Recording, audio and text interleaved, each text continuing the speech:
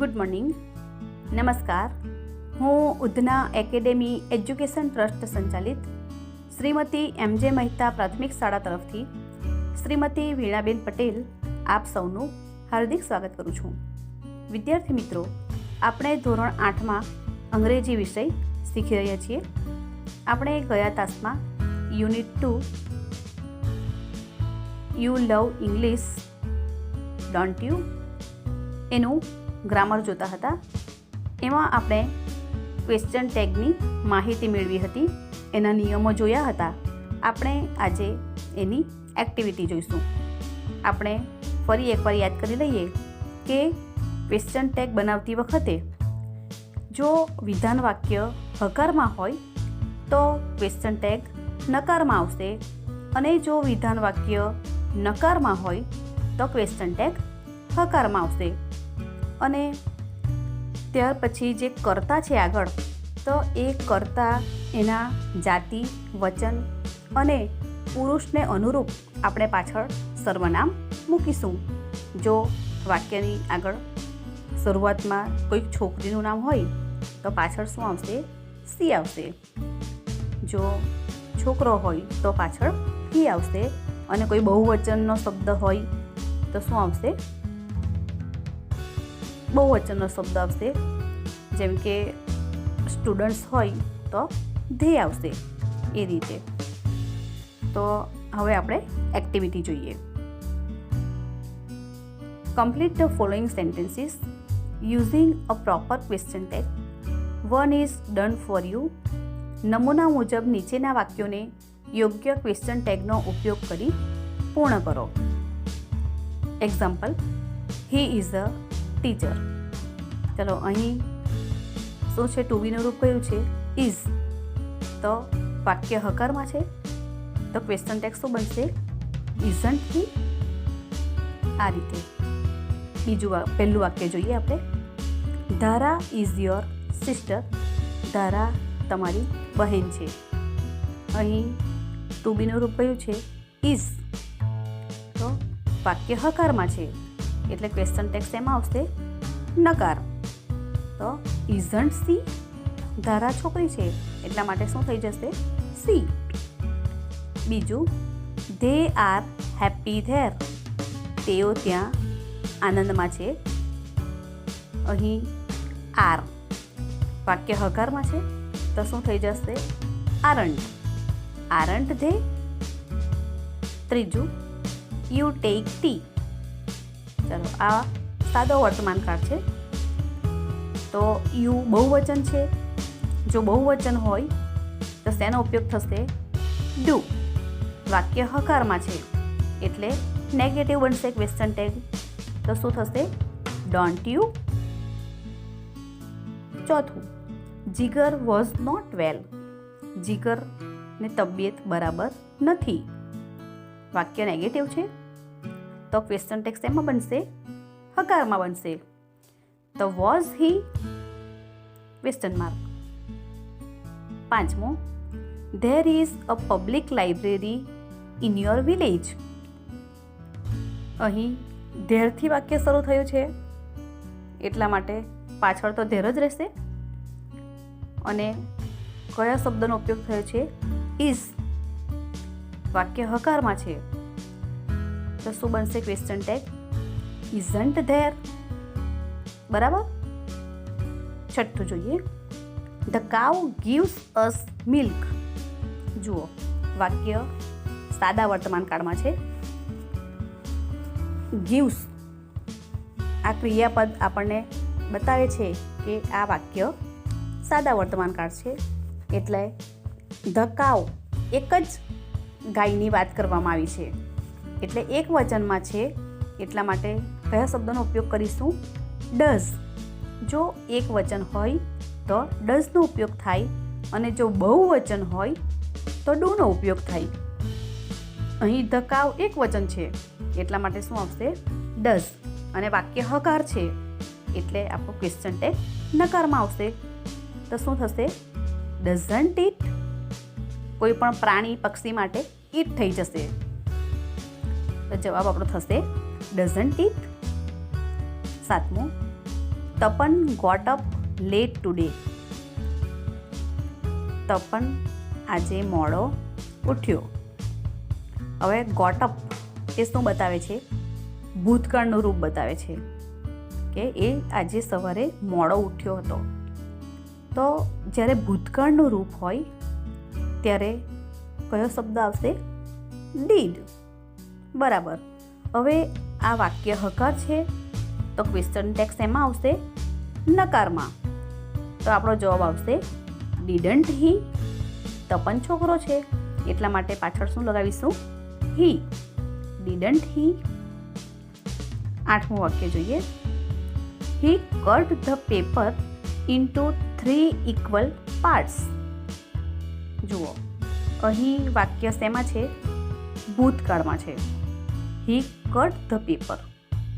જો વાક્ય વર્તમાન કાળમાં હોતે તો હી કટ્સ ધ પેપર આવતે, કેમ કે એક વચન હોય તો ક્રિયાપદને એસ લાગતે, પરંતુ અહીં ફક્ત કટ આપેલું છે તો આ વાક્ય શેમાં છે? ભૂતકાળમાં. એટલા માટે તેનાથી ક્વેશ્ચન ટેગ બનશે ડીડ. વાક્ય શેમાં છે? હકારમાં છે તો ક્વેશ્ચન ટેગ શેમાં બનશે? નકારમાં. તો શું આવશે? ડીડન્ટ હી. બરાબર. 9મું જોઈએ. C didn't thank you. ચાલો, વાક્ય શેમાં છે? નકારમાં છે તો આપણો જવાબ શેમાં આવશે? હકારમાં. તો ડીડ સી. 10મું. We call Mahatma Gandhi the father of the nation. આગળ વી બહુવચન છે, વાક્ય વર્તમાન કાળમાં છે એટલે શું આવશે? ડુ. વાક્ય હકારમાં છે તો શું થઈ જશે? ડોન્ટ. Don't we. 11મું. Arjun has no bike. અહીં કયું આવ્યું છે? હેઝ. વાક્ય નકારમાં છે તો ક્વેશ્ચન ટેક્સ એમાં આવશે? હકાર. તો શું બનશે? Has he? Question mark. 12મું. At 10:30 Divya was going to school. અહીં છે શબ્દ વોઝ. વાક્ય હકારમાં છે તો શું થશે? Wasn't she. 13મું. They didn't help him. ચાલો, ડીડન્ટ છે એટલે નકાર છે વાક્ય. ડીડ નોટ આપેલું છે, વાક્ય નકાર છે તો ક્વેશ્ચન ટેક્સ એમાં આવશે? હકારમાં. તો ડીડ ધે? Question mark. 14મું. We love our motherland. ચલો, વાક્ય શેમાં છે? વર્તમાન કાળમાં છે. બહુવચન છે વી તો, અને વાક્ય શેમાં છે? હકારમાં છે એટલા માટે ડોન્ટ વી. 15મું. Shivani doesn't like to eat a banana. વાક્ય નકારમાં છે એટલે ક્વેશ્ચન ટેગ હકારમાં આવશે. Does she? Question mark. 16મું. We celebrate the teachers day in our school. ચલો, વી બહુવચન છે તો શું આવશે? ડુ. વાક્ય હકારમાં છે તો શું થઈ જશે? Don't. Don't we? Question mark. 17મું. I am very lucky. આ આપણે યાદ કરીએ નિયમ ફરી કે જો હકાર વાક્ય હોય, આઈ એમથી શરૂ થતું વાક્ય હોય અને એ હકાર વાક્ય હોય તો એની ક્વેશ્ચન ટેગ બનાવતી વખતે એમનું શું થઈ જશે? આરન્ટ આઈ. શું થશે? આરન્ટ આઈ. અને જો વાક્ય નકારમાં હોય, ધારો કે આઈ એમ નોટ વેરી લકી એવું હોય તો શું આવે? એમ આઈ. તો એમ આઈ જ આવશે. પરંતુ જો વાક્ય હકારમાં હોય તો એનું ક્વેશ્ચન ટેગ બનાવતી વખતે આઈ એમનું શું થઈ જશે? આરન્ટ આઈ. આ એક તમારે ખાસ યાદ રાખવાનું છે. ઓકે, આગળ જોઈએ. 18મું. Hiral is a good cook. Isn't she? Question mark. 19મું, હી શટ ધ ડોર. વાક્ય શેમાં છે? ભૂતકાળ. શટ એ આપણને ભૂતકાળનું રૂપ છે. તો ભૂતકાળમાં વાક્ય હોય ત્યારે આપણે શેનો ઉપયોગ કરીશું? ડીડ. હવે જોઈએ કે વાક્ય હકારમાં છે તો આપણું ક્વેશ્ચન ટેગ શેમાં આવશે? નકાર. તો ડીડન્ટ હી ક્વેશ્ચન માર્ક. 20મું, there was a banyan tree in front of the temple. તો શું થશે? હકાર વાક્ય છે તો ક્વેશ્ચન ટેગ નકાર થઈ જશે. Wasn't there. બરાબર. વિદ્યાર્થી મિત્રો, હું આશા રાખું છું કે તમને આ એક્ટિવિટીમાં સમજ પડી હશે. આપણે આગળના નિયમો પણ જોઈ ગયા છે તો એ પણ તમારે વારંવાર વાંચવા, જેથી તમને બરાબર પાકું થઈ જાય. હવે જોઈએ activity 2. Select the correct question tags from the given options and complete the sentence. આપેલ વિકલ્પોમાંથી સાચું ક્વેશ્ચન ટેગ પસંદ કરી વાક્યો પૂર્ણ કરો. પરીક્ષાની અંદર તમને વિકલ્પો આવે, પાઠના વિકલ્પો આવે અને આ રીતે ગ્રામરના વિકલ્પો પણ આવી શકે. તમારે પાઠ બરાબર વાંચવો કે જેથી ગમે ત્યાંથી તમે જવાબ લખી શકો. ઓકે. પહેલું જોઈએ, વી આર લેટ ટુડે. તો શું થશે? આરન્ટ વી. હકારમાં છે વાક્ય એટલે ક્વેશ્ચન ટેગ નકારમાં આવશે. બીજું, Ramesh is not so old. ચાલો, વાક્ય નકારમાં છે તો ક્વેશ્ચન ટેગ શેમાં આવશે? હકારમાં. તો જવાબ આવશે ઇઝ હી ક્વેશ્ચન માર્ક. ત્રીજું, મયંક આઈ એમ નોટ એટ હોમ નાઉ. વાક્ય શેમાં છે? નકારમાં છે તો ક્વેશ્ચન ટેગ શેમાં આવશે? હકારમાં આવશે. તો ડી એમ આઈ ક્વેશ્ચન માર્ક. ચોથું, Ganesh ate 6 laddus at a time. ચલો, એટ એ શબ્દ આપણને ભૂતકાળ બતાવે છે. ભૂતકાળ હોય ત્યારે શેનો ઉપયોગ કરીએ છીએ? D.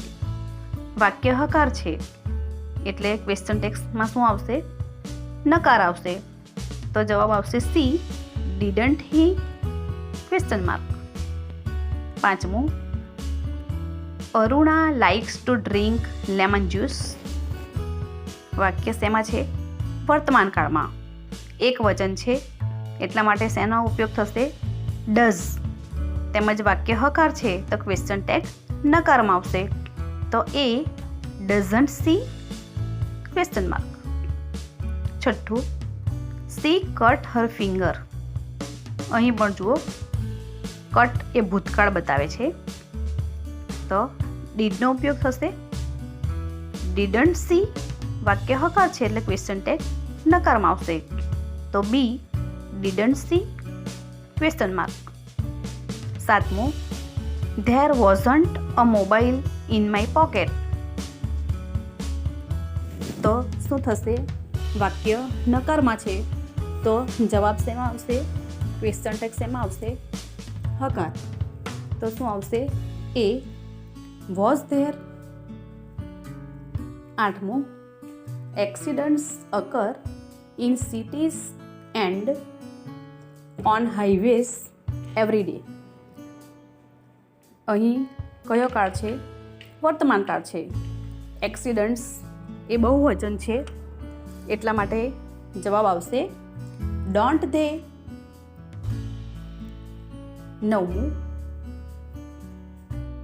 Nirmala doesn't take part in any competitions. વાક્ય નકાર છે તો ક્વેશ્ચન ટેગ હકારમાં આવશે. જવાબ આવશે ડઝ સી ક્વેશ્ચન માર્ક. 10મું, Piyush I am your uncle. હકાર છે. જવાબ આવશે નકારમાં. આઈ એમનું શું થઈ જશે? બી આરન્ટ આઈ ક્વેશ્ચન માર્ક. આ રીતે આપણી એક્ટિવિટી 2 અહીં પૂર્ણ થાય છે. એક્ટિવિટી 3 જોઈએ. ગીવ સેનોનિમ્સ ઓફ સમાનાર્થી શબ્દ લખો. પહેલું પરચેઝ એટલે બાય, ખરીદવું. બીજું ટાઇની, નાનું, સ્મોલ. ત્રીજું ગ્રેટ, એક્સેલન્ટ. ચોથું અમેઝિંગ, સરપ્રાઇઝિંગ. પાંચમું એન્ટાયરલી, ટોટલી. આગળ જોઈએ. ઓપોઝિટ્સ, વિરોધી શબ્દો લખો. અપિયર એટલે દેખાવું, પ્રગટ થવું. એનું વિરોધી છે ડિસઅપિયર, અદ્રશ્ય થઈ જવું. લાઈક એટલે ગમવું, પસંદ પડવું. એનું વિરોધી ડિસલાઈક, ના પસંદ પડવું. ત્યાર પછી છે સોફ્ટ એટલે નરમ, હાર્ડ એટલે સખત. કન્ટેન્ટેડ સંતોષી, સંતુષ્ટ. એનું વિરોધી છે ડિસકન્ટેન્ટેડ, અસંતોષી, અસંતુષ્ટ. સ્ટોર્મી એટલે તોફાની. એનું વિરોધી છે કામ, કામ એટલે શાંત. નેરો એટલે સાંકડું. એનું વિરોધી વાઇડ અથવા તો બ્રોડ એટલે પહોળું. સેટિસ્ફાઈડ એટલે સંતુષ્ટ. એનું વિરોધી છે ડિસસેટિસ્ફાઈડ, અસંતુષ્ટ. અગેન્સ્ટ એટલે ની વિરુદ્ધ. એનું વિરોધી ઇન ફેવર ઓફ, ની તરફેણમાં. ઓરિજિનલ એટલે મૂળ. એનું વિરોધી ડુપ્લિકેટ એટલે તે જ જાતનું બીજું અથવા તો નકલી. બાજુમાં જોઈએ. પ્લાન્ટ એટલે રોપવું. એનું વિરોધી છે અપરૂટ, ઉખેડવું. એટ્રેક્ટિવ એટલે આકર્ષક. એનું વિરોધી અનએટ્રેક્ટિવ, અનાકર્ષક. રિયલ એટલે સાચું. એનું વિરોધી છે ફેક, બનાવટી અથવા તો નકલી. ટેસ્ટી, સ્વાદિષ્ટ. ટેસ્ટલેસ, સ્વાદવિહીન, સ્વાદ વગરનું. હેપી એટલે સુખી, અનહેપી, દુઃખી. સ્ટ્રેટ એટલે સીધું, કર્ડ એટલે વાંકું. બ્યુટીફુલ, સુંદર. એનું વિરોધી છે અગલી, કદરૂપું. એગ્રી, સંમત થવું. એનું વિરોધી ડિસએગ્રી, અસંમત થવું. વિદ્યાર્થી મિત્રો, આ વિરોધી શબ્દો છે એના અંગ્રેજી અને ગુજરાતી બંને તમારે લખવાના છે. આ ઉપરાંત આપણે જે આગળ જોઈએ એક્ટિવિટી 1, 2, 3 એ પણ તમારે નોટબુકની અંદર સારા અક્ષરે લખી લેવી અને મને વોટ્સએપ પર પણ મોકલવું. Okay, thank you.